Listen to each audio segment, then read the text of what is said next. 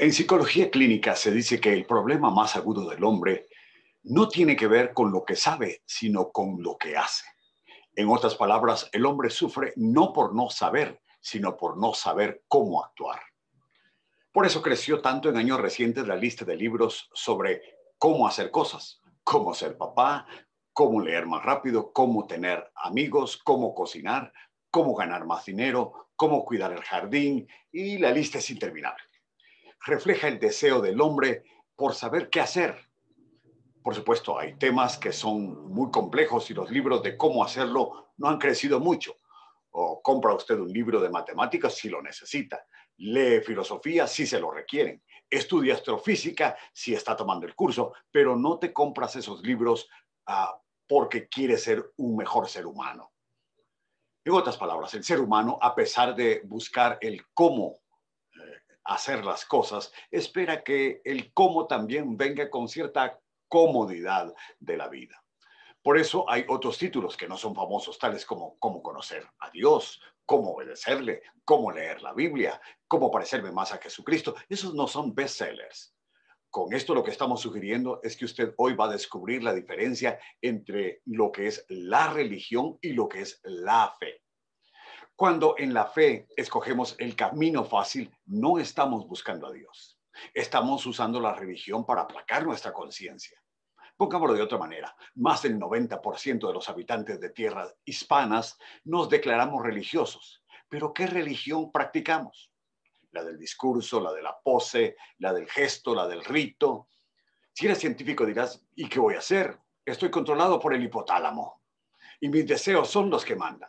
Si eres un poco más filosófico, probablemente dirás, bueno, una de mis fuerzas vitales es el id o el ello, y eso me controla. La agresión y la sexualidad mandan en mi vida. Los más pragmáticos dicen, es mejor ser religioso de segunda que neurótico de primera. Y así pensamos. Nos llamamos religiosos de esa clase, con esa salvedad, con esa aclaración y sin mayor preocupación de qué significa para Dios creer en Él. La Biblia dice que uno no es cristiano a su manera. ¿Qué clase de compromiso requiere Dios? ¿Qué es ser cristiano según la Biblia? ¿Qué clase de frutos produce usted? ¿Quién es el modelo para su vida? ¿Algún ser humano o Jesús de Nazaret? Por ejemplo, en nuestro medio, en cuanto al rito, hay una obsesión con el bautismo. Es algo fácil, no necesita compromiso y como dijo nuestro cantautor, me bautizaron y no me preguntaron. Pero obsesionados estamos con ese rito y con otros. Es la diferencia entre la religión y la fe. Los ritos son de la religión. La fe es lo que usted vive. En las primeras páginas del Evangelio de Lucas, Juan el Bautista empezó a anunciar la venida del Mesías, bautizando y pregonando el reino de Dios. En la primera sección de Lucas, en el capítulo 3, versículos 7 al 14, Juan el Bautista le dice al pueblo, ustedes están usando la religión como salvavidas. No entienden lo que hacen ni lo que creen. Ahora usted conmigo su Biblia a Lucas capítulo 3, versículos 7 al 14.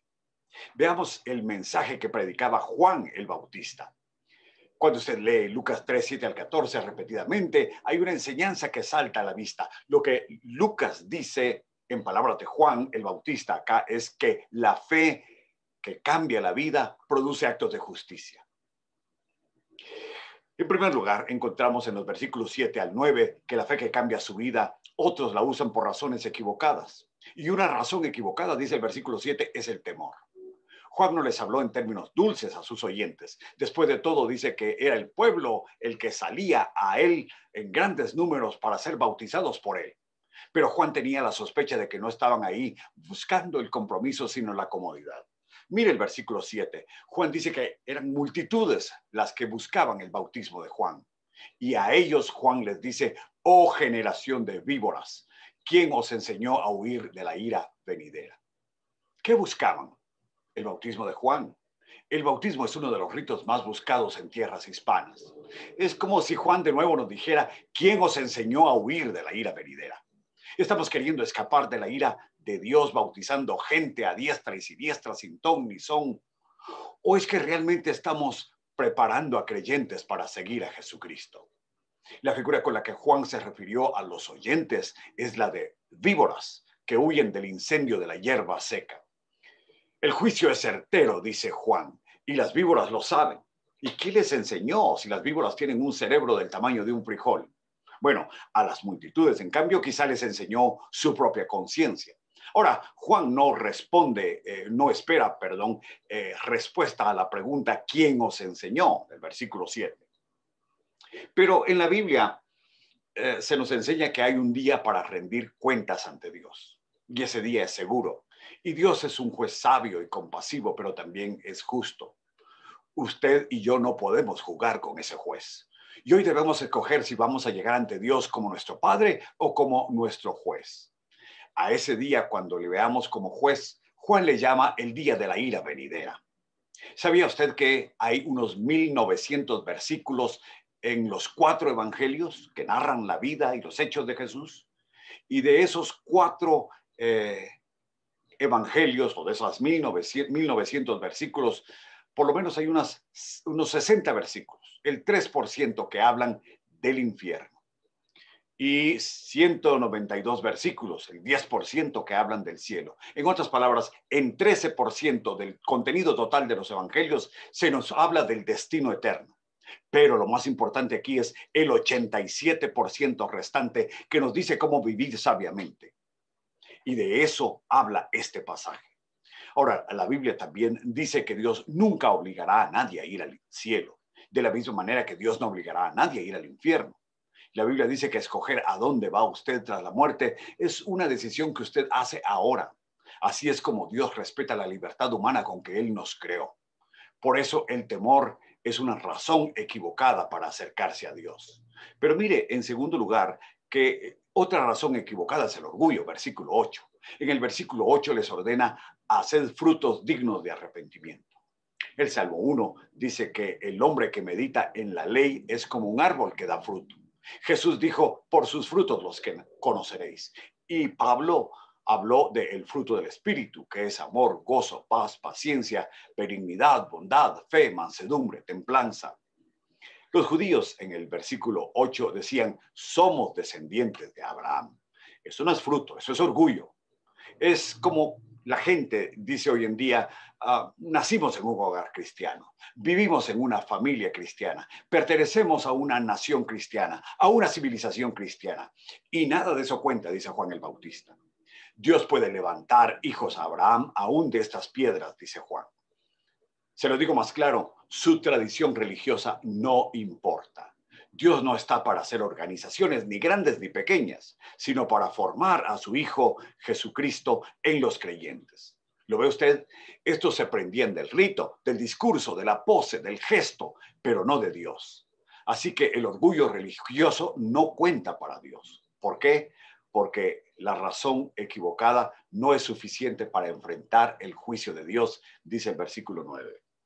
La metáfora ahora cambia, es la metáfora del leñador.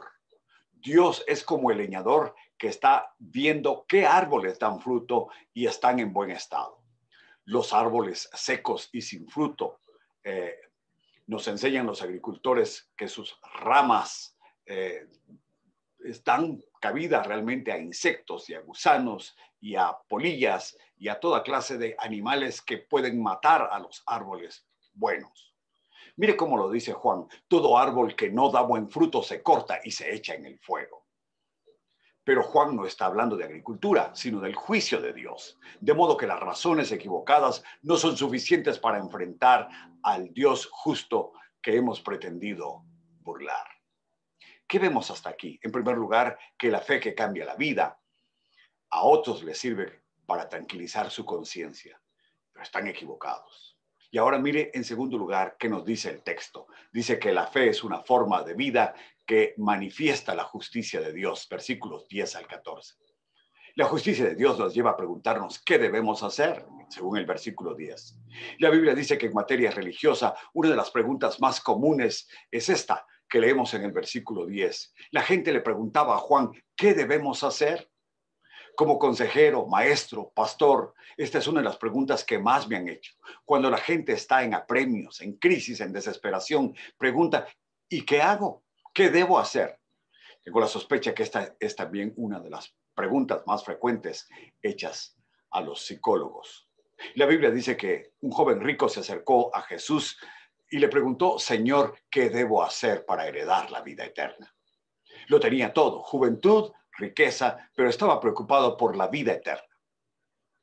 En otra ocasión, un funcionario etíope le dijo a Felipe: ¿cómo voy a entender el libro de Isaías si no hay quien me lo explique?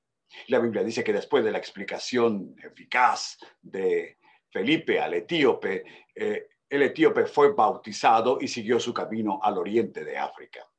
Cuando Pablo empezaba a predicar al continente europeo, un carcelero le preguntó: ¿y qué debo hacer para ser salvo? En cada caso, la respuesta fue de acuerdo a la necesidad. La justicia de Dios nos impone hacer misericordia, dice el versículo 11. Juan respondió: de acuerdo a la necesidad. Por eso dice el versículo 11, el que tiene 2 túnicas, dé al que no tiene. Y el que tiene de comer, haga lo mismo. ¿Se da cuenta? Frutos, frutos, frutos. Pocas cosas resultan más repulsivas que oír a un justicialista exigir misericordia a los demás mientras camina con los codos. Es la miseria humana que todos exponemos en alguna área de nuestra vida. Juan, un hombre que había hecho un voto de pobreza en su comida y en su vestido, al menos estaba consciente de la necesidad humana. La Biblia en ningún lugar censura la riqueza.